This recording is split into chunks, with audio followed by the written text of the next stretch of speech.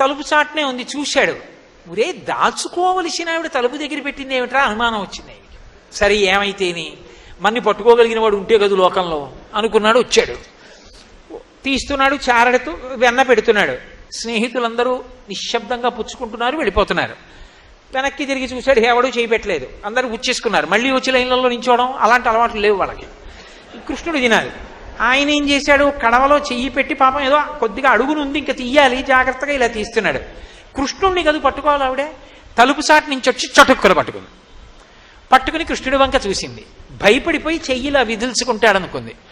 ఆయన చెయ్యిలా పట్టుకుంటే తలెత్తి అన్నాడు. ఏమిటి అన్నాడు. ఆవిడ తెల్లబోయింది. ఇదేమిటి, భయపడాలి కదా పట్టుకుంటే, దొంగ దొరికానని. ఇది భయపడ్డేమిటని అసలు ఏమంటాడో చూద్దానికి. కస్త్వం బాల అంది. పిల్లాడా నువ్వెవరు? నేను కృష్ణుడిని అనాలి కదా. మధ్యలో పాపం ఇంట్లో కూర్చుని బుద్ధిగా పనిచేసుకుంటున్న బలరాముడిని తీసుకొచ్చాడు. బలానుజహ, నేను బలరాముడి తమ్ముడిని అన్నాడు.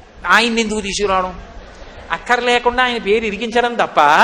కస్త్వం బాల బలానుజహ అన్నాడు. శ్రీచక్రం టీవీ. అమ్మ బాబోయ్, గుండెలు తీసిన బంటు కృష్ణుండని చెప్పకుండా బలరాముడి తమ్ముడిని అంటున్నాడని ఆవిడంది. కిమిహతే అంది. ఇక్కడికి ఎందుకు వచ్చావు అనగానే ఇలా చూసి, ఓ మన్మందిరాశంకయా, మా ఇల్లు అనుకున్నాను, మా ఇల్లు కాదేమిటి. అమ్మ నాయనో, ఎన్ని అబద్ధాలు అనుకున్న ఆవిడంది. ఓహో, మీ ఇల్లు అనుకుని వచ్చావా, కుండలో చెయ్యి ఎందుకు పెట్టావు అంది. ఆయన అన్నాడు కోపంగా, కనుబొమ్మలు ముడేసి అన్నాడు, ఊరుకోమా, గట్టిగా అరుస్తావు. ఆమదూడు ఒకటి మాది తప్పిపోయింది, దాన్ని వెతుక్కుంటూ వస్తున్నాను, కుండలో దూరిందేమో అని వెతుకుతున్నాను, కాసేపు గట్టిగా అరవకు, దూడ మారిపోయిందంటే మళ్ళీ నేను పరిగెత్తాలన్నాడు. అమ్మ నాయనో, ఇన్ని అబద్ధాలా అని ఆవిడ గుండెల మీద ఇలా చెయ్యేసుకోవడంలో చెయ్యి వదిలేసింది. అలా వదిలేగానే పారిపోయాడు. అలా పారిపోయి గోపకాంత మాట్లాడలేక తెల్లబోయి గుండెల మీద చెయ్యలేసుకునేటట్టుగా చేసినటువంటి చిన్ని కృష్ణుడు మమ్ము రక్షించుగాక.